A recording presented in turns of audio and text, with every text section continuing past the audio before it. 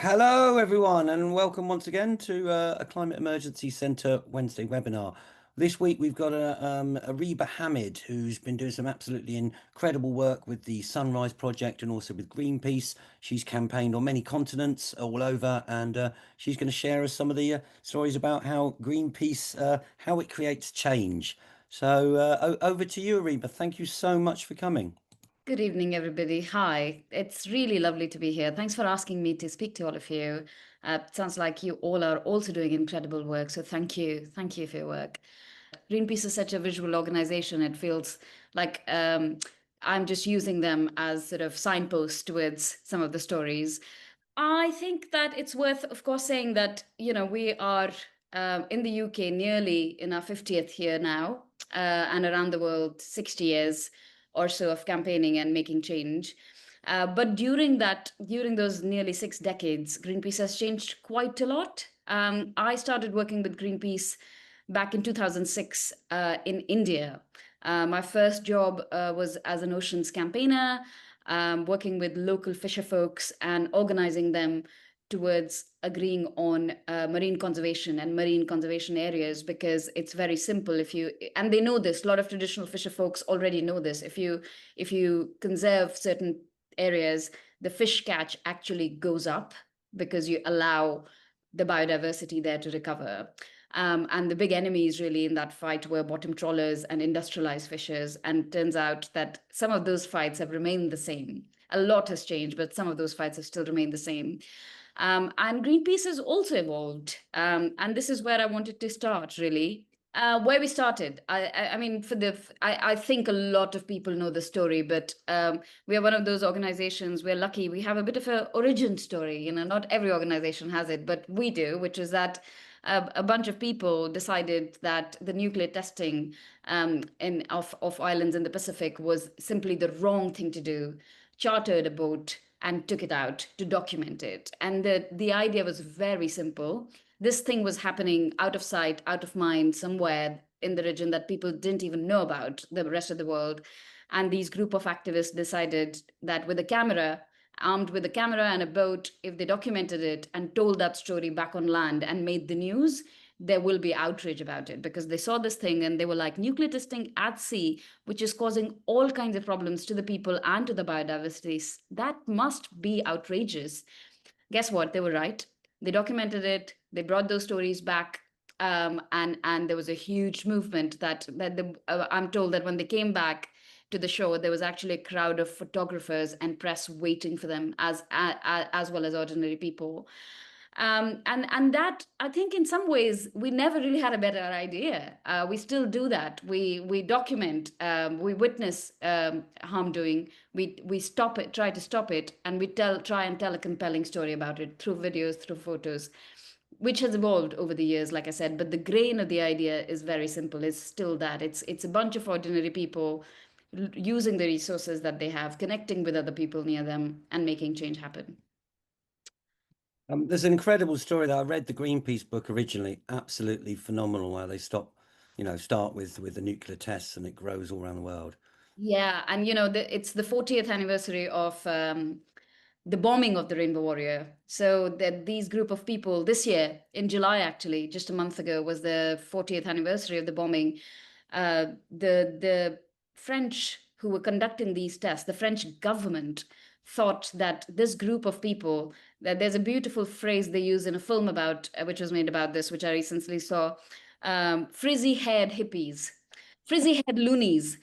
The French government thought that these frizzy-haired loonies was such a huge threat to them that they used taxpayers' money to spy on these people and drowned the Rainbow Warrior by bombing it when it was anchored off New Zealand.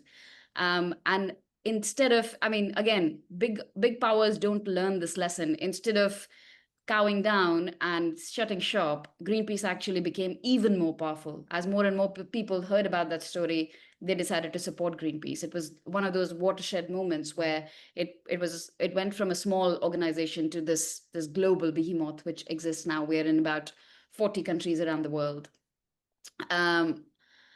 And where we are today. So yes, there's in those times, I think we have expanded our portfolio.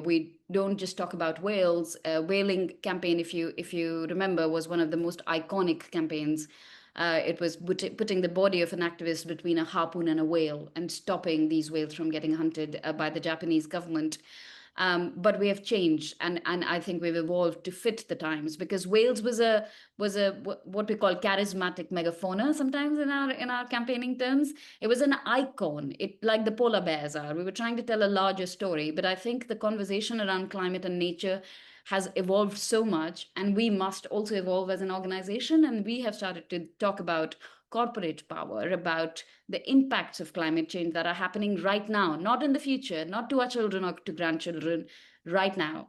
My parents live in Delhi. I grew up in Delhi, and the heat waves in Delhi are nearing 50 degrees today. When I was a child and growing up there, that was not the case. That is simply not the case. And that is happening because of climate change. And we are joining those dots as well as activists.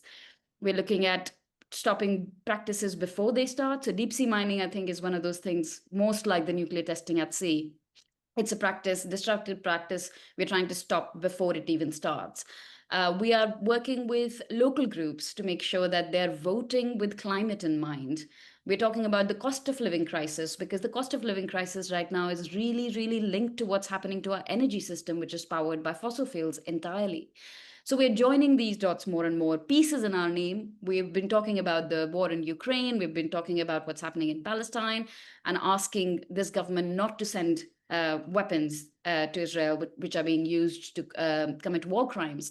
And we think that we can do all of that because as climate and nature conversations have become mainstream, it's also important that we tap into those interconnections, those silos of this is climate, polar bears are climate, and the rest is not. They don't exist anymore. Bills are as much about climate as they are about politics, as they are about climate. So this is a weird thing. There we go. So, like I said, we are a movement of people. We're passionate about the natural world, and our vision is a greener, healthier, more peaceful planet. And we want, that's what we're working towards in very broad terms. It's also important to know that Greenpeace is independent. We don't accept any funding from governments or corporations or political parties. Our work is entirely funded by ordinary people. And if, truth be told, this is one of the biggest reasons why I work for Greenpeace, why I ended up working for Greenpeace for nearly 2 decades now, is because I have seen other organizations and I've seen what taking funding from a small group of people can do to their campaigns. If you think that, oh my God, what did Greenpeace do? How could they say that? How could they climb Rishi Sunak's house? It's because we are not beholden to any vested interests. We do that allows us to do what is needed, not what's just possible. And I think that's the big difference. It allows us to be ambitious. It allows us to take risks. That's a great action, by the way. They're getting on. Looks like Westminster Hall's roof. Some of our lot on the road protest did they got on the roof of Parliament when the Criminal Justice Act came in. That looks like a great action. That was a great action. It was, I think, maybe 15 years ago now. Mm-hmm. As an organization, all Greenpeace offices we have global values. If you don't follow any of these values, you're not Greenpeace. We take personal responsibility for every action that we take. We are, of course, peaceful, non-violent. We are financially independent. I just talked about it. We talk about solutions as well, although it's worth saying that, the negative stuff tends to get more press, but we also talk about solutions. I'm And so glad you're saying that. Sorry, just to jump in there. I'm long been trying to put into the environmental movement. We need to talk about the solutions as well as the problems and the worlds we want to see. I'm really glad to see Greenpeace focusing that.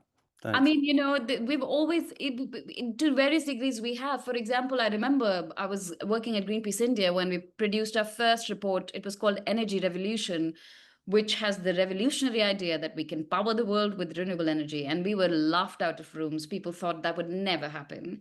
And it's only, it's not even, it's 15 years later. And actually, the cheapest form of making energy on this planet right now is solar energy. So it's important to talk about solutions. I totally agree. We can get too doomy gloomy at times. We have no permanent enemies or friends. This is linked to the independence value, actually, which means that if we are working with the government because they're doing something good on energy, that doesn't mean that we wouldn't criticize them when it comes to, say, right to protest. So we are very comfortable playing those roles. We are very comfortable sitting inside the parliament and climbing the roof of the parliament. Um, and then Greenpeace UK, just a little bit about the UK office, which I co-lead with Will McCallum. We have been in this role for 3 years, nearly 3 years now, but we're Greenpeace lifers. I think between us, we have probably 30 years of Greenpeace experience. And these are some of the values that we introduced at Greenpeace UK when we started. Which is just a ways of working thing. It's about how we want to be perceived both by our colleagues, but also in the outside world. We want to invest in relationships. We want to work, we want to work with our colleagues on the basis of trust. It's really important to disagree. If it's really important to have a good relationship if you want to disagree with somebody. It's not just about being friends with everybody. I mean, some of the relationships actually become stronger if you can navigate a disagreement better. It's also good to take risks if your relationship is strong. It allows you to take bigger risks. So that's very fundamental for us. We want to win as an organization, as a movement. We want to win. We are not. We are against. I'm under no illusion. We are up against some of the biggest deep pocketed enemies, right? Shell and BP and their budgets, and us, we are nobody. But actually, we win by hustling, by being, using our leverages by hurting them where it hurts the most. So we want to win. I make no apologies about it. We are going to win for the movement, and whatever it takes, we're going to do. Lifting all boats is a value about, it comes from the saying that a rising tide lifts all boats. So it's about connections. It's allying with other organizations, Again, right to protest is a good example because none of the green organizations really work on right to protest, but human rights organizations do. So in the debate that's happening in this country right now, for example, we're doing more work with Amnesty, with Liberty, than with, say, WWF or RSPB. We work with all of them, but I think it's important to lean in where the connections are stronger. Same with peace groups, similarly with poverty, energy poverty or fuel poverty groups. Or we've been running a campaign against not cutting disability benefits, for example, and taxing those with the broadest shoulders to pay for the transition. And I think it makes our movement stronger if we lean into these. Sorry, I'm in East London, and you can hear the noises of East London just outside my window. So just stop That's that. okay. It's not really coming through my head. Okay, good. That's okay. So Greenpeace in the UK, I already said, about 50 years old now. We ran quite a lot of campaigns around nuclear power plants right in the beginning, coal as well. One of the biggest wins in this country, I think, that has seen the end of coal. Greenpeace UK played a big part, working with lots and lots of activists who were on the ground there. And both working with them and behind the scenes, in front of the scenes. Keir Starmer, fun fact, Keir Starmer was one of the representatives, one of the lawyers representing Greenpeace activists when they climbed a coal power plant. So how things have changed, eh? But that direct action was, one of those things which basically, I think, changed the conversation on coal and occupying coal power plants, anti-road movements. We have also allied with those people in the past. Some of those activists we are still in touch with. Some of them ended up working with Greenpeace. So we have a long history. End of fracking is another example. So much credit goes to the local groups who work there. But we allied with them. We worked with them. We are at the space which feels like a big, people in the environmental movement forget the wins very fast because they are few and far in between. I accept that, but I also think that when they come in, we should try and remember them as much as possible. So right now, with that context, we are running in the UK 2 big campaigns: climate and oceans, or climate and biodiversity, if you were to even big picture. And our mission is very clear. We want to halve emissions and restore biodiversity by the end of the decade. That's what science is telling us. We have to do that, and that's a global vision. And we will push the UK to do whatever we can by the turn of the decade to do that. Within that, you would have seen our campaigns around getting the Global Oceans Treaty ratified, 30 by 30, which is basically 30% of the world's oceans to be protected by 2030 is one of the campaigns that we're running. Greenpeace UK has been a big part of that global campaign. The UK government is yet to ratify the Oceans Treaty, but it did announce a ban on bottom trawling earlier this year, which is a positive step. We are also asking this government to keep its opposition to deep sea mining alive and kicking, which it is continuing to do. And on climate, of course, we are working on ending new oil and gas in the North Sea, which is a manifesto promise by this government. We are continuing to hold pressure on the department, on Ed Miliband, to deliver that promise. But we are also holding some of the biggest corporations to account. Shell is our bête noire. They sued us last year for doing a direct action. They wanted us to pay them millions of pounds in loss and damage, and we didn't pay them a single penny, settled the case out of court, and are back to holding them to account. These are the companies that are, to my mind, some of the biggest hurdles on the way to energy transition. Even 5 years ago, I used to think that they have the resources and the wherewithal and the technology to actually transition, because they already have these rigs, they already have technical expertise, they have thousands, hundreds and thousands of workforce, they have presence globally. And what the last 5 years have told us is that actually they don't really care about climate change or energy transition. They have dumped their renewable energy commitments. They have doubled down on new oil and gas. I mean, BP yesterday had made a new discovery of the coast of Amazon, a new oil and gas site, which they published about. So there is no doubt in my mind that these companies need to be consigned to the dustbins of history if we are going to win on climate. We're not going to win on climate otherwise. They're deep in the pockets of the governments. They're lobbying against legislations that keep climate emissions low. They're suing activists. They're coming after Greenpeace offices all over the world, not just in the UK. In the US, one of the fossil fuel companies have sued Greenpeace US for $660 million, which is like an existential sum. In France, we've had run-ins with Total. In Italy, we've had a legal run-in with Eni. There's a pattern. These companies are fighting back. So we need to hold these corporate interests to account. We also run reactive campaigns, and I'll talk a bit more about it. I already mentioned some of our peace work. We're also working on the right to protest. For the first time in my Greenpeace life, we are running an actual campaign on the right to protest, because we used to do that by just protesting. But things have become so dire in this country that we are actually running a campaign on right to protest, including some of the legal work, intervening in some of the wrongful detention of Just Stop Oil activists, and also helping with what's been happening. We did quite a lot of comms work around proscription of Palestine action, for example. So how Greenpeace campaigns? We are, we try to shift power dynamics. We try to keep the mission in mind, which are the restoring biodiversity and halving emissions. And we want to take people along with us. Changing mindsets is a big part of it, which is why storytelling is a big part of it. I think one of the things that I often say about Greenpeace campaigns is that they're rooted in a power analysis. We look at who has the power and how we could change it, and who might they listen to in order to change their minds, which is why changing mindsets is so important. And it looks very different in a different campaign. So, for example, we were running a campaign on Dove and its mother company Unilever to stop producing so much pointless plastic.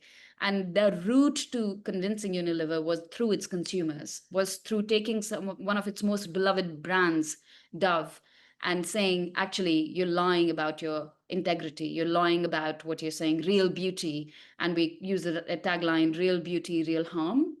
And it was also about producing plastic sachets, which they don't sell in Europe, actually. They sell in countries like mine and in Southeast Asia, where they never, ever disintegrate, where the drainage systems are already weak. They clog them and they actually cause flooding.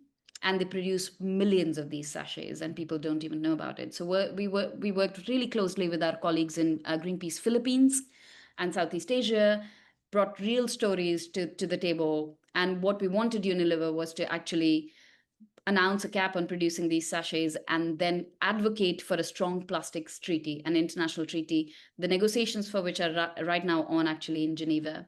And they've sort of moved halfway.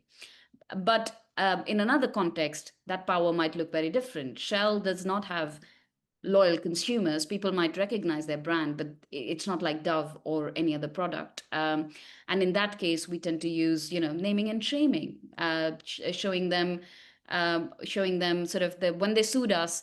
The campaign that we ran was really making fun of them, making it a bit of a PR disaster for them, to say, how stupid are you to sue Greenpeace? And that really did work. And we used a lot of humor, we used a lot of irreverence, because they're kind of like a comical villain right now, and that's how we treated them, and it Uh, it really worked. Areeba, you say just a little bit more about the Strong Plastics Treaty. So it's part way through, halfway through. This is a major thing for all of us in many countries. We really need to push Yeah. back here. Well, what's the latest and how can people help?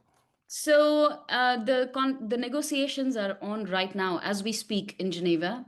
Some of our colleagues are already there. Really long days, really long nights. They are the most uninspiring things. If you've ever been to international negotiations, they are at once the most important things, because that's how you get world's governments to agree to something. And long and can be really dull. But we've done all we can over the last year really to push corporate interests and governments to take a strong stance. What we are asking for is the world's government agree on a cap on production of plastics, because no amount of recycling, we have already produced too much plastic. No amount of recycling is going to get us out of this.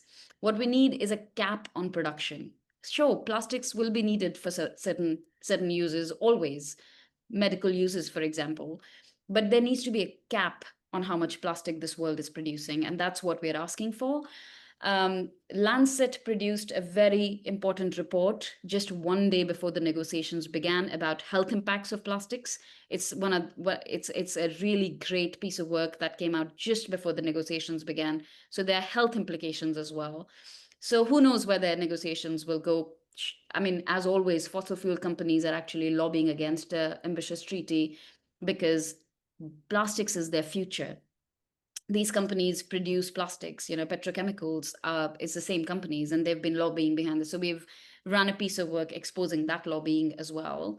So we've done a lot of work. Let's see where the negotiations end up. They will be going on all of this week, if not till later as well. So yes, Oh, but thank you. I know a lot of people have done a lot of hard work on plastics, right from consumers ditching bottles to writing to your MPs, to getting the UK to take a strong position, to the work on Unilever and other companies. So yeah. that's brilliant. Just to say, we had a webinar from Ocean Rebellion, well Oh, worth yeah. watching the YouTube channel, and they really go into it with a film of the lies being told about plastic. Yeah. Over to you, Reba. That's brilliant work. Thank you. Yeah, thank you. And then I think on the right hand side, you'll just see we sometimes call it the ideal model in terms of how we create change. We investigate things, we document it publicly, we expose it, then we take action, and then we lobby to make change happen. I've often used this analogy that, we are a bit of a Swiss Army knife as an organization. We don't have one tactic, we use a variety of tactics depending on what's needed. So we might ask consumers to boycott a product, or leave their pointless plastic at the till at Sainsbury's, for example. But sometimes we also, climb the oil rig to stop it from doing what it can and to delay it. So we use a variety of. We also do lots of scientific work and research work. We have university in Exeter that we work with quite closely. We work with scientists. We work with politicians. We lobby. So we will do whatever it takes to really make change happen, depending on that power analysis. How do we shift the power? Um, I've already spoken about investigation. So yeah, we do you a lot of times when our ships are out, one of the unique things I think worth saying about Greenpeace obviously is ships. It's in our DNA. And very often when we have ship tours, we take scientists along with them. And we've actually made some amazing discoveries, documenting things that were not documented before, taking samples from far off places in the world, bringing them back, analyzing them, using them in our research then to be able to make a better case for policy change. We expose and bear witness, and this is the first tactic, Pacific Islands and the testing. This is just bearing witness. Sometimes people don't know what's happening, and documenting it and bringing it back to a large group of people is very, very essential. We do lobby, we negotiate, we talk to everybody. We will try and speak to, a lot of people say, oh, these activists, why can't they just go and have a conversation? Why do they have to climb a building? Well, guess what? We've already had conversations. We've written to them. We have had our supporters petition them. We've lobbied them. We've produced reports. And direct action is one tactic that you have to take when you're escalating the pressure. Sometimes that's what's needed to change the conversation, to get more people to take notice. So I've already spoken about it. We want to secure a global oceans treaty and end the use of unnecessary plastics. And we want to accelerate the just transition away from fossil fuels and make polluters pay. I suppose it's worth saying that, ending fossil fuels has always been one of our key missions. But as the organization has evolved, I'm very glad to say also, if you remember the values in mind, we are also working with unions to make sure that they're not left behind without jobs, like when it happened in this country when coal ended. And we also want to make polluters pay. The people who are responsible for the climate crisis are actually making billions. Shell is making billions of the damages. People's insurance premiums have gone up because flood risks in this country have gone up, and Shell is getting away with it. And we want them to pay for the damages they've caused. So the campaign that we're running is called Stop Drilling, Start Paying, not just in this country, but also globally. Small island nations are bearing the brunt of climate change right now, and they did nothing to cause it, really. So this brings us very neatly to climate justice. That is something that we talk about all the time, but Stop Drilling, Start Paying for me is like our flagship climate justice campaign. It's about recognizing that, the climate issue, very often I think about this, in the reason why I work on climate really is because, to my mind, the climate issue is an issue of inequity. Fundamentally, it's about a few people sitting in really important rooms making decisions that none of us are privy to, but that affect all our lives. And it's about holding those people to account. It's about exposing some of those vested interests. It's about, why should I be paying such a high bill when gas companies are just making profits, and our entire system is rigged in a way which means that the highest price goes to whoever the international bidder is on the market, and therefore our bills go up. So fundamentally, it's about inequity. And yes, we now know that it's also about, people who are disadvantaged in one way will be doubly disadvantaged. If you're a person of color, climate will impact you doubly. If you're a woman, it's likely that climate impacts you in worse ways than if you're a woman. If you are a person with disabilities, you are already systematically disadvantaged, and climate adds a layer to it. So we want to lean into that in those inequities as well and talk about it. This is a quote from the UN High Commissioner, who says that, there's injustice and corrosion of human rights. We know that war also has climate impacts. We also know that it has a huge price. We also know that wars in the world have also been driven by oil and gas very often. It's the pursuit of fossil fuels that leads to them.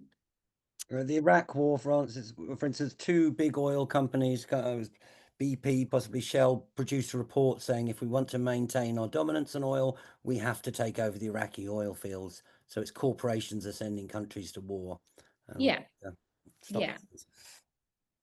And yeah, we want to ensure that vulnerable communities, whether they are here in the UK, people struggling to pay their bills or getting affected by floods, or countries like Maldives, they're the least responsible for it, and we want to work with them, protect and support them. There's a small video, but how are we doing for time? We're good. We're on 7:36, so we start at 5. I can send I can send these slides to you. We can just don't get it when I tell them. It's a 9-minute video, so I'm thinking maybe we skip it. I mean, if you want to play as you feel, we're fine to run over by 5:10 if you want to, but I mean, there's still plenty of time for Q&A. I think we can come back to it. Oh, there's a question. There's a hand. We usually take questions towards the end, unless you want to take this one now. That's probably a Barney from Nigeria, Ngoni. link. Areeba, do you want to finish your bits or do you want to take a question? How do you? Yeah, thank you so much. I don't know, either maybe at the end of our presentation, Okay, Mbani, let's just see what Areeba wants to do. But you're I the can ask first my question. question. Yeah, You've got your I hand think up. so. I think I'm nearly at the end. So Let's- let's wait. Thank you. Do you hear me? Yes, we can. Let's Areeba finish, and then you've got the first question, Mbani. Can you hear me? See you. Yes, we can hear you, but wait for Areeba to finish, and then you can have the first question. Okay. All right, Areeba, you finish. Thank you, Mbani. Big up the Agoni Massive coming in. Over, Areeba. Thank you. So just to say that, we as an Okay, organization. so I'm saying that maybe at the end of our presentation, I can ask my question. Yes, that's correct, Mbani. Friday after Areeba's finished soon. Okay. Areeba, over. I think there's a lag, maybe. Sorry about that.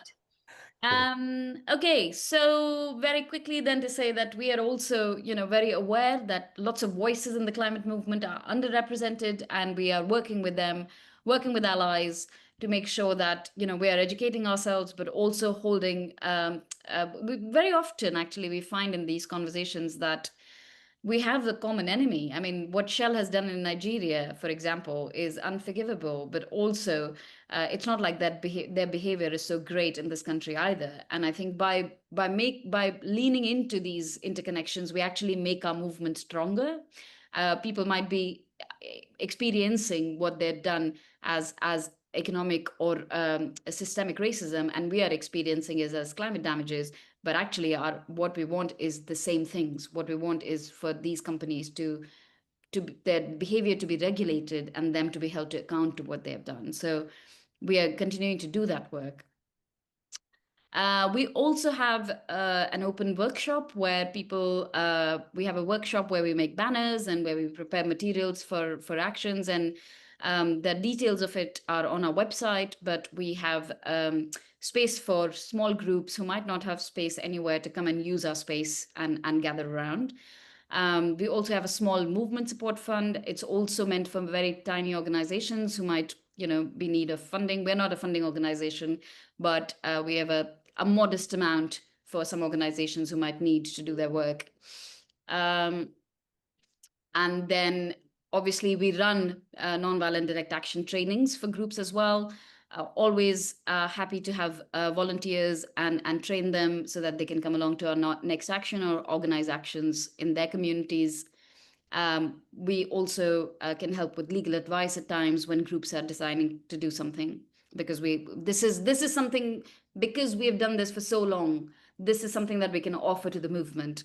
It doesn't just have to be environmental stuff, any peaceful stuff that people are trying to do, social progressive change. We're very happy to help where we can. It's all connected, rising sea levels, children affected by air pollution, fossil fuel extraction, renewable energy, activism, climate refugees, all of those things are connected. And then just to say, on oceans, that looks like work. I said right at the start, it looks like working with communities to make sure that we are holding industrialized fisher folks to account, because what's happening in our oceans actually very often goes unnoticed because it's out of sight, out of mind. But a vast amount of people in this world depend on healthy oceans for their lives and livelihoods.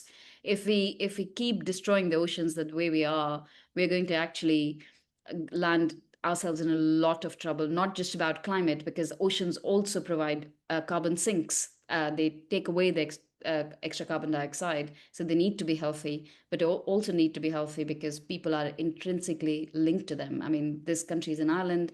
India is one of the largest coastlines in the world. There's so many people who are dependent on the oceans. So we are also working on deep sea mining. Again, it comes up, systemic racism, colonialism comes as themes there as well. These are indigenous folks from the Pacific Islands who joined our campaign on stopping deep sea mining, because some of the places where deep sea mining is planned will actually destroy the ancestral places that the indigenous communities in South Pacific are dependent on. And then one last thing to say, right to protest is also in some ways interconnected. You might ask, what's Greenpeace got to do with right to protest? But it's fundamental in the way that we create change. We will not be able to create change if we don't have right to protest, not just in this country, anywhere. And we have seen this become more and more threatened as governments have become more and more conservative and are clamping down on civil liberties in this country and a lot of other countries, and are making it difficult for civil society to operate. And we will continue to work on that. And that's it, really. Areeba, thank you so much for coming. Thanks for all the incredible your work you've been doing on and campaigning on many continents. Thank you. Thank you for a very enriching conversation as well. I guess the one thing that I always say to people and always talk about is, it's really important to hold on to hope in these times. It's very easy to forget, and I forget. I see 50 degrees in Delhi, and I'm like, what am I doing with my life? I've spent my entire life working on climate, and there are some boundaries that we've already breached, and that's very hard to accept. There are some damages that have happened that we're never going to come back from. There are some species that have disappeared entirely, and there is no hope of them coming back. And I think our job really is to, what's that saying? The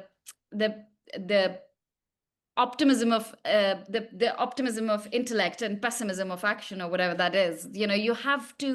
We have to imagine another world. We know that it's possible, and we've ended fracking in this country. We've ended coal in most of the world.